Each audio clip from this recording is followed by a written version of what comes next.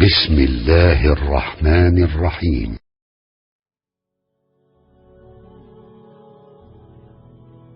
پارہ نمبر 20 کے اہم مضامین۔ 20ویں پارے کی ابتدا میں قدرت اور وحدانیت کے 5 دلائل اور براہین ذکر کیے گئے ہیں اور 5 استفہامیہ انداز میں مذکور ہیں۔ برہان اول، کیا وہ اللہ جس نے آسمان اور زمین کو پیدا کیا ہے اور آسمان سے بارش برسا کر خوبصورت اور تر و تازہ باغات لائے ہے، وہ بہتر ہے یا جنہیں یہ شریک ٹھہراتے ہیں وہ بہتر ہے؟ برہان ثانی، وہ محسن حقیقی جس نے انسان کے لیے زمین کو باعث قرار بنایا ہے، اس کے سینے میں نہریں جاری کی ہیں، اس کی پشت پر بھاری پہاڑ رکھ دیے ہیں اور میٹھے اور کھارے پانی کو غلط ملت ہونے سے بچانے کے لیے ان کے درمیان رکاوٹیں کھڑی کر دی ہیں۔ کیا اس محسن اور قادر ذات کو بتوں کی مثل ٹھہرانا کسی صورت بھی قرائن انصاف ہے؟ برہان ثالث، مجبوری، مظلومیت، بیماری اور تکلیف کے وقت کسے پکارا جاتا ہے؟ رب العالمین کو یا بے جان اصنام کو؟ برہان رابع، بر و بحر کی تاریکیوں میں راستہ کون دکھاتا ہے؟ بارش برسنے سے پہلے ٹھنڈی ہوائیں کون چلاتا ہے؟ رب کریم، یہ ہاتھوں گھڑی ہوئی مورتیاں۔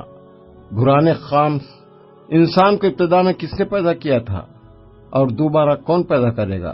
رب العالمین کے سوا کون ہے جس کا نام تم پیش کر سکو؟ قرآن کا عمومی اسلوب یہی ہے کہ وہ اللہ تعالیٰ کی الوہیت اور وحدانیت پر کائناتی مناظر اور نفس انسانی کے حقائق سے استدلال کرتا ہے۔ یوں وہ پوری کائنات کو بحث و مناظرہ کا میدان بنا دیتا ہے، یہاں تک کہ مخالف بھی یہ تسلیم کرنے پر مجبور ہو جاتا ہے کہ اللہ کے سوا کوئی بھی نہیں جو یہ سارے کام کر سکے۔ آیت 60-64۔ عقیدۃ توحید کے بعد دوسرا بنیادی مسئلہ جو مشرکین کی سمجھ میں نہیں آتا تھا وہ دوسری زندگی کا مسئلہ تھا۔ وہ کہتے تھے کہ یہ کیسے ممکن ہے کہ جب ہم اور ہمارے آبا مٹی ہو جائیں تو ہمیں دوبارہ پیدا کر دیا جائے۔ آیت نمبر 66۔ ان کے لچر اور کھوکھرے اعتراض کے جواب میں اللہ نے اپنے نبی کو تسلی بھی دی اور مشرکین کو وعید بھی سنائی کہ جو کچھ پہلے مجرموں کے ساتھ ہوا وہ تمہارے ساتھ بھی ہو سکتا ہے۔ زمین پر چل پھر کر دیکھ لو کہ ان کے ساتھ کیا ہوا۔ اس کے بعد قیامت کے بعض مناظر بیان کیے گئے ہیں۔ آیت نمبر 83۔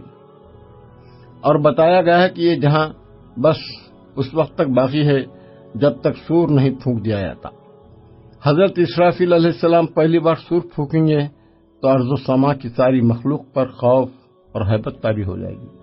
دوسری بار سور پھونکیں گے تو کائنات کی ہر چیز کو موت آ جائے گی۔ جب تیسری بار سور پھونکیں گے تو سب خبروں سے زندہ اٹھ کھڑے ہوں گے۔ جیسے اس سورت کی ابتدا عظمت قرآن سے ہوئی تھی، یوں ہی اس کے اختتام پر بتایا جا رہا ہے کہ انسان کی سعادت یہ ہے کہ وہ اس کتاب مقدس کی تعلیمات کو مضبوطی سے تھام لے۔ سورہ قصص مکی ہے۔ اس میں 88 آیات اور 9 رکوع ہیں۔ اس سورت کا زیادہ تر حصہ فرعون کے ساتھ حضرت موسیٰ علیہ السلام کو جو معاملہ پیش آیا اس کے بیان پر مشتمل ہے۔ اس سورت کی ابتدا حروف مقطعات میں سے تا سین میم کے ساتھ ہوئی ہے اور ان حروف کے متصل بعد قرآن کریم کی حقانیت کا بیان ہے۔ اس کے بعد حضرت موسیٰ علیہ السلام کے قصے کا آغاز ہو جاتا ہے۔ سورہ قصص بتاتی ہے کہ فرعون مصر میں بڑا بن بیٹھا تھا، تکبر اور جور و جفا میں حد سے آگے بڑھ گیا تھا۔ اس نے آج کے سامراج اور استعمار کی طرح مصر والوں کو مختلف گروہوں اور طبقات میں تقسیم کر رکھا تھا تاکہ اس کے اقتدار کو عوام کی منظم اجتماعی طاقت سے کوئی قطرہ لاحق نہ ہو۔ بنی اسرائیل جو مصر کی بہت بڑی اقلیت بن چکے تھے، اس کے ظلم و ستم کا خصوصی ہدف تھے۔ پھر اللہ نے کمزوروں کو اٹھانے اور زیر دستوں کو بالا دست کرنے کا ارادہ کر لیا۔ انہی حالات میں حضرت موسیٰ علیہ السلام کی ولادت ہوئی۔ آپ کی والدہ پریشان ہو گئیں کیونکہ وہ جانتی تھی کہ فرعون کے کارندوں کو اگر خبر ہو گئی تو وہ نومولود کو زندہ نہیں چھوڑیں گے۔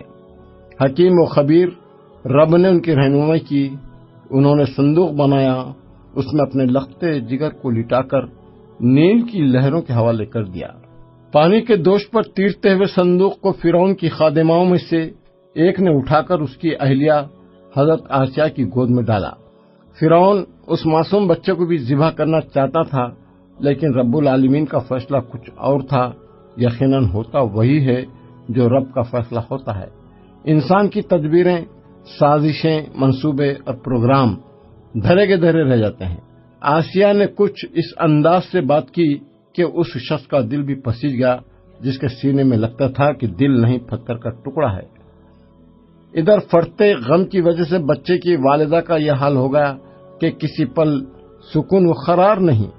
تصور میں صندوق کو فرعونیوں کے ہاتھ لگتے اور بچے کے گلے سے خون کا فوارہ پھوٹتے دیکھتی ہے، لیکن رحیم و کریم اللہ نے اس کے اڑتے ہوئے دل کو قرار عطا فرمایا اور وعدہ کیا کہ بچے کو تمہاری ہی گود میں واپس لوٹا دیا جائے گا۔ یہ معجزہ کیسے ظاہر ہوگا؟ یہ ناممکن کیسے ممکن بنے گا؟ یہ سوچنا تمہارا نہیں، ہمارا کام ہے۔ بھوکے بچے کو کئی دائیوں نے دودھ پلانے کی کوشش کی، لیکن وہ کسی کا بھی دودھ پینے پر راضی ہی نہ ہوا۔ آپ کی بہن اجنبی بن کر یہ منظر دیکھ رہی تھی۔ اسی کے مشورے پر بے قرار ماں کو بلایا گیا اور بطور دایا کے بچے کو اسی گود میں ڈال دیا گیا جو گود اس کے لیے تڑپ رہی تھی۔ فرعون نے اپنے خیال میں ایسا انتظام کیا تھا کہ کوئی اسرائیلی بچہ اپنی ماں کا دودھ بھی نہ پی سکے، اس سے پہلے ہی اسے تحقیق کر دیا جائے۔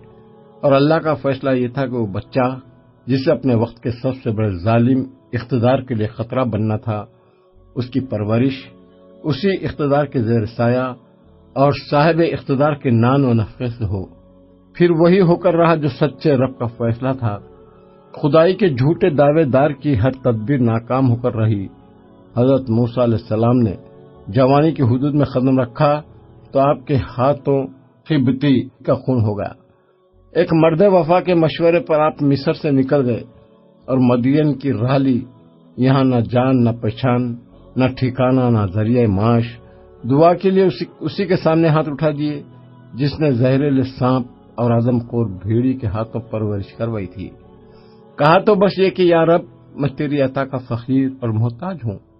ایک درخت کے سائے تلے بیٹھے تھے کہ دو باحیا اور پردے دار بچیاں بکریوں کو ہکانتے ہوئے آ گئیں۔ ان کی بکریوں کو ازراہ احسان کنویں سے پانی کھینچ کر پلا دیا۔ بچیاں سمجھدار تھیں۔ اپنے والد حضرت شعیب علیہ السلام کے سامنے جا کر اس اجنبی مسافر کی قوت و طاقت اور امانت و دیانت کی تعریف کی۔ انہی میں سے ایک بچی کے ذریعے بلائے گئے۔ نہ صرف باعزت و راحت ٹھکانہ میسر آگا بلکہ چند شرائط کے تحت رشتے کی بھی پیشکش ہو گئی۔ شادی کے بعد اہلیہ کو ساتھ لیے مصر واپس جا رہے تھے کہ ٹھٹرتے ہوئے جنگل میں آگ بھڑکتے ہوئے دیکھی۔ آگ لینے کے لیے آگے بڑھے تو نبوت سے نواز دیے گئے۔ نبوت عطا کرنے والے نے عصا اور ید بیضا کا معجزہ دے کر اسی کے سامنے کلمہ حق کہنے کا حکم دیا، جس نے اللہ کی زمین اللہ کے بندوں پر تنگ کر رکھی تھی اور جو اپنے سوا کسی کو بڑا ماننے کے لیے تیار نہ تھا۔ کلمہ حق کہہ دیا گیا۔ فرعون نے نہ ماننا تھا نہ مانا۔ اللہ نے اسے اٹھایا اور فوج کے پروں سمیت مادی ترقی کے اس سلوگن کو دریا کی طوفانی موجوں کے حوالے کر دیا۔ رہ نام اللہ کا۔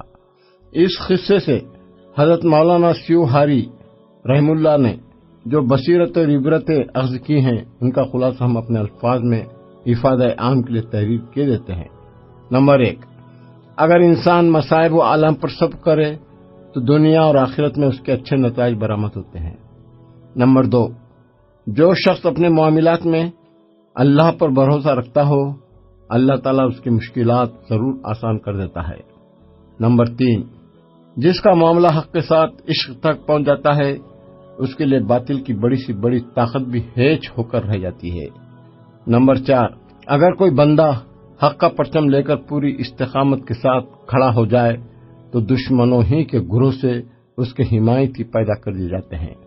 نمبر 5، جس کے دل میں ایمان پیوست ہو جائے وہ ایمان کی خاطر سب کچھ یہاں تک کہ نقد جان بھی لٹانے کے لیے تیار ہو جاتا ہے۔ نمبر 6، غلامی کا سب سے بڑا اثر یہ ہوتا ہے کہ ہمت اور عزم کی روح سے انسان محروم ہو جاتا ہے۔ اسی لیے بنی اسرائیل نے ارض مقدس میں داخل ہونے سے انکار کر دیا تھا۔ وراثت زمین اسی قوم کا حق ہے جو میدان جد و جہد میں ثابت قدم رہتی ہے۔ نمبر 8، باطل کی طاقت کتنی ہی زبردست کیوں نہ ہو، بالآخر اس کو نامرادی کا منہ دیکھنا پڑے گا۔ نمبر 9، اللہ کی عادت یہ ہے کہ جن قوموں کو ذلیل اور حقیر سمجھا جاتا ہے، ایک دن آتا ہے کہ اللہ انہی کو زمین کا وارث بنا دیتا ہے۔ نمبر 10، جو شخص یا جماعت جان بوجھ کر قبول حق سے سرکشی کرے، اللہ اس سے قبول حق کی استعداد چھین لیتا ہے۔ فرعون اور اس کے حواریوں کے ساتھ یہی ہوا۔ نمبر 11، یہ بہت بڑی گمراہی ہے کہ انسان کو حق کی اتباع کی بدولت کامیابی حاصل ہو جائے تو وہ خود ہی حق سے روگردانی شروع کر دے۔ بنی اسرائیل نے یہی کچھ کیا۔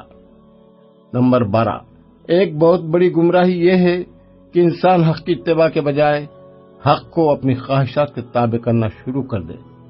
یوم السبت میں شکار کی ممانعت کے باوجود اسرائیلی ہیلہ بازی کرتے رہے۔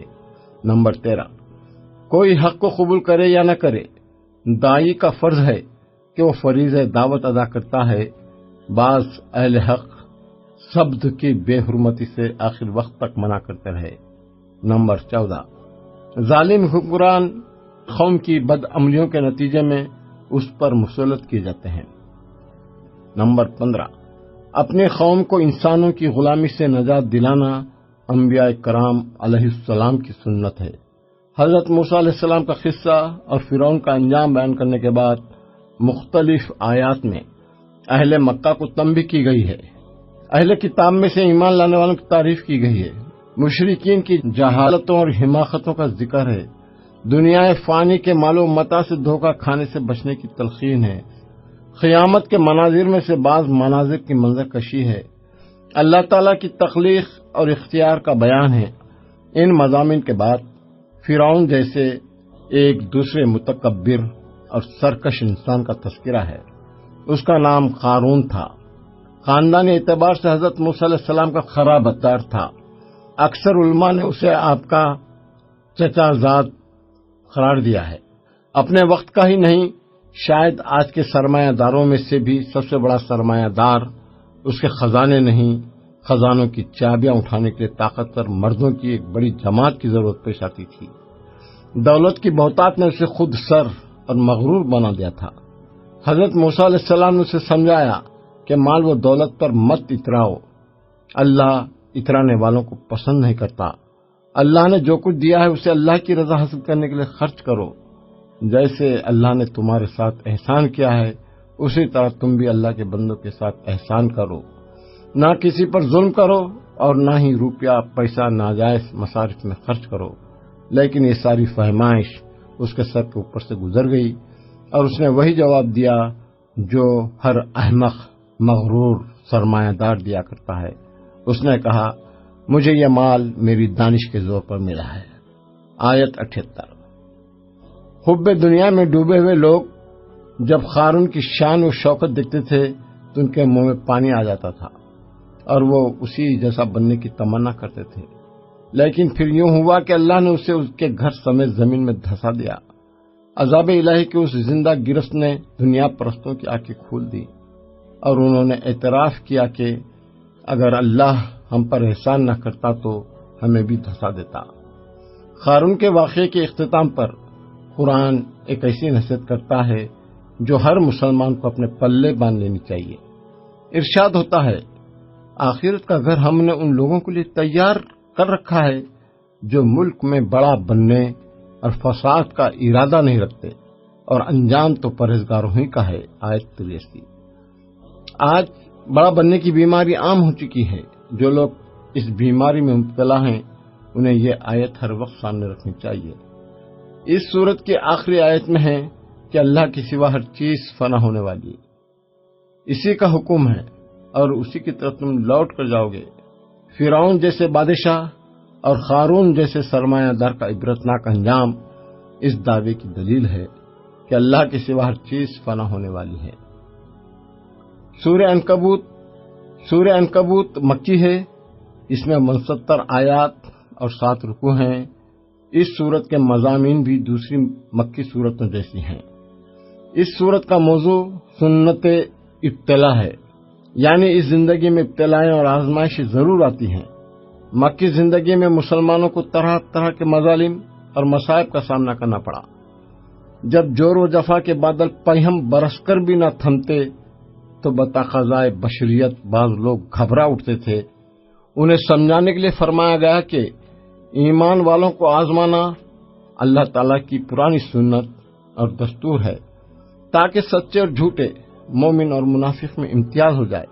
صاحب ایمان بڑے بڑے حوادث کے سامنے استقامت دکھاتا ہے، جبکہ زبانی کلامی ایمان کے دعوے کرنے والوں کے قدم ڈگمگا جاتے ہیں، اور ان میں سے بعض دنیاوی تکلیفوں سے بچنے کے لیے معاذ اللہ مرتد ہو جاتے ہیں۔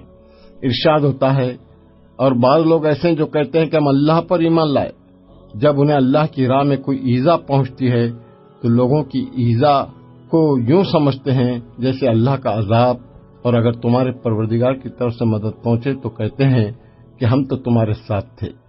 کیا اللہ نہیں جانتا جو کچھ اہل عالم کے سینوں میں ہے؟ آیت نمبر 10۔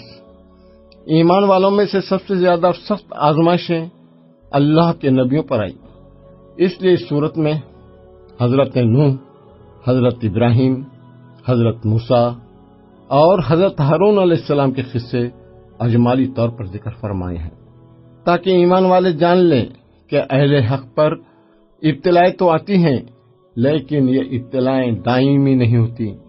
انجام کار اہل حق کو غلبہ نصیب ہوتا ہے اور ان کے مخالفین کو ہلاک کر دیا جاتا ہے۔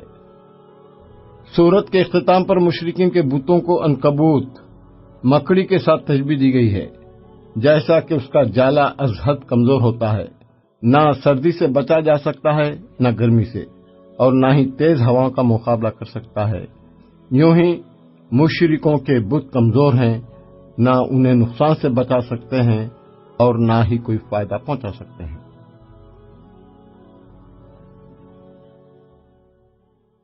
صدق اللہ العظیم۔